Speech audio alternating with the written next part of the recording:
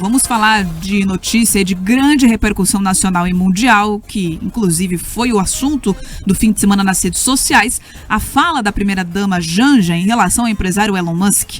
Então, depois do ataque do que ela disse lá durante o evento, o presidente Lula falou que não é preciso xingar ninguém. E os políticos aqui do Paraná também criticaram a atitude da primeira-dama. O pronunciamento do presidente da República aconteceu durante o fim de semana no festival Aliança Global contra a Fome e a Pobreza, no Rio de Janeiro. O evento integra a série de painéis que estão acontecendo durante a reunião do G20, a cúpula das maiores economias do mundo. A manifestação do chefe do Palácio do Planalto aconteceu logo depois de Janja, a primeira-dama, Rosângela da Silva, xingar o empresário norte-americano. Eu quero reforçar aqui que ele não é apenas um empresário norte-americano, mas também foi um nome anunciado para compor o governo norte-americano. Janja fazia um discurso sobre o combate à desinformação e regulamentação das plataformas quando teve uma interferência na fala dela. Em tom de brincadeira, a primeira-dama disse: "Acho que é o Elon Musk." E depois ela emendou que não tinha medo do bilionário e xingou ele. Então, a partir de agora, a gente vai ouvir um trecho desse discurso da primeira-dama. O que a gente viveu no evento climático do Rio Grande do Sul com relação às enchentes, o que a gente, além de todo o esforço que a gente teve que fazer para socorrer pessoas, para tirar pessoas de dentro da água, a gente teve que combater a desinformação. A gente arriscou, as pessoas arriscaram a vida de pessoas fazendo aquilo, está levando à morte. Então, era essa consideração que eu queria fazer, que esse tema a gente colocou aqui no CRIA. Alô? Uma buzina de navio. O Elon Musk. Eu não tenho medo de você, inclusive. Boa! Elon Musk.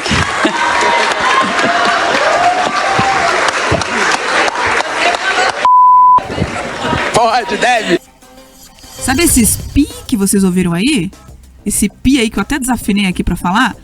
Foi durante a fala da primeira-dama do Brasil. E ela usou aquela F-word de inglês, né, que o pessoal fala, para xingar o Elon Musk. O F seria o equivalente ao que no português? Também é com F aqui, né? Mas vamos dizer um lasque-se Elon Musk por conta das crianças que estão no carro, só que é aquela palavra que você não pode falar na frente dos seus filhos, menores de idade. Pois ela falou na frente de todo mundo em um dos eventos aí que o Brasil está sendo protagonista mundial. Enfim, olha, depois dessa fala da Janja repercutir, o próprio Elon Musk fez um post dele nas redes sociais ironizando ela. Ele escreveu em inglês na rede social X a frase: "Eles vão perder a próxima eleição", e colocou ao lado ali um monte de emoji de risadinha. Depois de toda a repercussão que foi causada pela declaração de Janja, Lula fez questão de se posicionar. Sem mencionar o episódio envolvendo a primeira-dama, o presidente da República disse que não há necessidade de xingar ninguém. Vamos conferir o que ele falou. Eu queria dizer para vocês que essa é uma campanha em que a gente não tem que ofender ninguém. Nós não temos que xingar ninguém. Nós precisamos apenas indignar a sociedade. Indignar as pessoas que conquistaram o direito de comer. Que a gente tem que trazer junto essas pessoas que não têm para comer. Porque não tem nada mais triste do que uma criança levantar de manhã e não ter um café, um copo de leite e um pão com manteiga para dormir. Vamos às repercussões aqui entre políticos do Paraná. Felipe Barros, do PL, que é o líder da oposição na Câmara Federal, se manifestou e pediu desculpas pela falta de postura da primeira-dama. Abre aspas. "Não bastasse torrar dezenas de milhões de reais em seu Janjapalooza, a senhora Rosângela Lula da Silva faz o nosso país passar vergonha internacional mais uma vez, destilando ódio e criando crises apenas para lacrar com as milícias digitais do PT. Nós, da oposição, temos que, em nome do Brasil, pedir desculpas ao Elon Musk e a Donald Trump pela frequente falta de postura da senhora Janja da Silva, que envergonha os brasileiros e não representa o que o seu povo pensa. Estou protocolando um requerimento de informações ao Itamaraty para esclarecimentos, mesmo sabendo do triste papel de eunuco diplomático praticado pelo governo petista." Fecha aspas. Temos mais repercussões aqui. O deputado federal Sargento Faur, do PSD, foi mais duro nas críticas. Ele disse: "Cadê a esquerdalha que ele reclama que eu e o Bolsonaro falamos palavrões? Hipócritas, lixos." O senador Sérgio Moro, do União Brasil, apenas postou uma ironia lembrando a frase de Elon Musk. Abre aspas.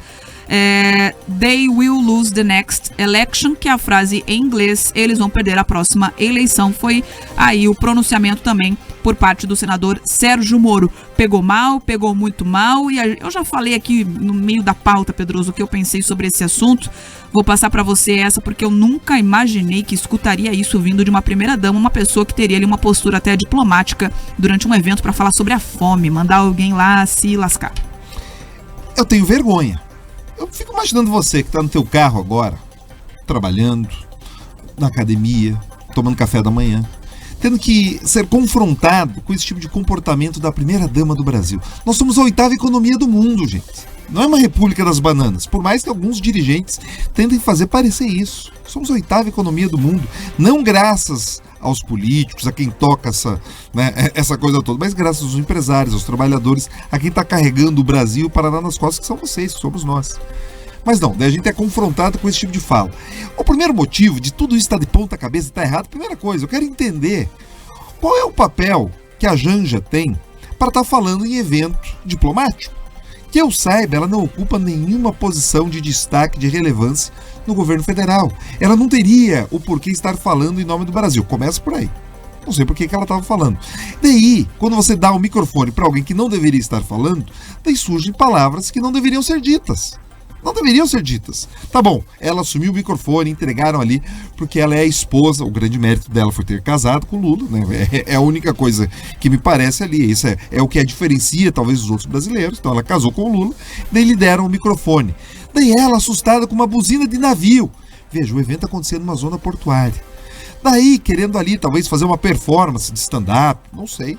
Ela fez ali uma brincadeira, dizendo que talvez seria alguém ligado ao Elon Musk, e daí soltou essa fatídica frase que piora as relações bilaterais entre Brasil e Estados Unidos, já que o próprio marido dela, que agora diz que ninguém deve xingar ninguém, xingou, né, ou atribuiu ao Donald Trump um comportamento de nazista. Vamos lá, ele começou a situação toda. Ele começou e as coisas vão se reproduzindo, vai virando uma bola de neve.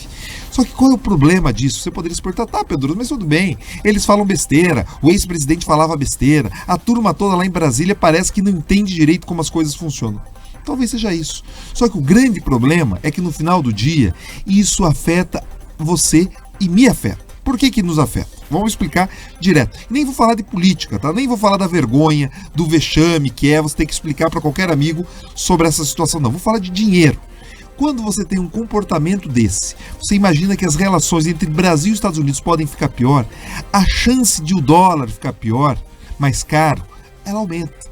A chance das políticas restritivas, protecionistas que o Donald Trump tem avisado que vai fazer ao redor do mundo e de elas afetarem o Brasil, também aumenta.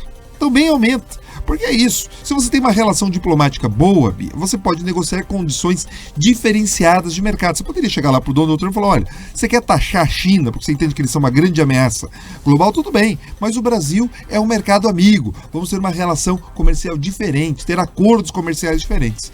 Mas é quando você tem o presidente da República falando besteira e a primeira-dama arrematando tudo isso, atacando um dos nomes já indicados para o governo, aí a gente percebe que a coisa vai ladeira abaixo e o nosso bolso sangra com tudo isso. E por fim, talvez parte do que a gente enxerga do governo, ou de algumas pessoas do governo, falando sobre o Elon Musk, ou falando sobre outros empresários, é um pouco de inveja, tá? É um pouco de inveja. Por que eu falo isso? Porque percebam, eles atacam aquilo que eles chamam de classe média, eles atacam o que eles chamam de ricos, milionários, bilionários, mas simplesmente porque eles às vezes enxergam o que essas pessoas têm e gostariam de ter. Vamos lá, veja o comportamento de compras. Vão nas principais lojas, compram e gastam o cartão corporativo como se não houvesse amanhã. Agora, incomodados com o avião, com a Aerolula, querem gastar mais de R$1 bilhão para trocar o avião. É isso. Eles olham que essas pessoas conquistaram nas suas vidas particulares, se ressentem, as ofendem, mas no final elas gostariam de ter o estilo de vida, só que não tiveram o sucesso necessário para isso. E aí fazem a gente ficar fazendo, passando essa vergonha no crédito, à vista, no Pix, enfim. E é isso. Além de tudo, ainda teve o Janjapalooza, que custou caro. Então esse não foi o único disparate dela. Ela teve no outro dia também, deu um passa fora em uma pessoa que falou do Janjapalooza. Enfim, as coisas estão descontroladas, Beatriz Frenner, mas a única certeza que eu tenho é que a gente segue pagando essa conta. A gente segue pagando essa conta e eles criticam os bilionários, mas eles podem agir como tal, né? Eu posso ter o avião, eu posso ter a bolsa cara, eu posso luxar em viagens, mas o outro lá não, o outro tá errado e ele tem que se lascar. Agora, 7h51, ainda falando do G20, o presidente da República, o Lula, deve se reunir com diversas lideranças mundiais no Rio de Janeiro. A cúpula que reuniu os representantes das 20 maiores economias do mundo começa oficialmente hoje e segue até amanhã. Ontem já, Lula acabou já se encontrando com 9 chefes do Estado ou também primeiros ministros. As reuniões aconteceram no Forte de Copacabana, na capital fluminense. Ao longo do domingo, Lula participou de conversas com o presidente da África do Sul, do Vietnã, também da Angola, Turquia, se encontrou com o presidente da França, da Bolívia e também do Egito. Lula também se reuniu com o presidente da Comissão Europeia, a primeira-ministra da Itália, o primeiro-ministro da Malásia e com o príncipe herdeiro de Abu Dhabi. Além disso, Lula também se encontrou com o secretário-geral da ONU, o Antônio Guterres. Hoje e também amanhã estão programadas, então, novas reuniões com o presidente dos Estados Unidos, Joe Biden, em reta final de mandato, e com o presidente chinês Xi Jinping e com o primeiro-ministro do Reino Unido. De acordo com integrantes do Palácio do Planalto, Lula ainda tem conversas previstas com o presidente da Índia e com líderes do Japão e dos Emirados Árabes. O G20 no Brasil está recebendo 55 líderes de países e chefes de organizações. Esse evento tem como foco fortalecer a economia internacional e promover o desenvolvimento socioeconômico global. Agora, 7h52, um rápido intervalo na FM. A gente continua ao vivo no YouTube e também nos nossos canais de streaming, como, por exemplo, no nosso site, no jovempan.com.br.